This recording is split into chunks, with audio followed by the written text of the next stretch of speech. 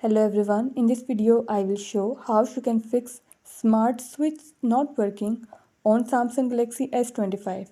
Before starting this video, please press the bell icon or do subscribe this channel. Let's start our video without wasting any time.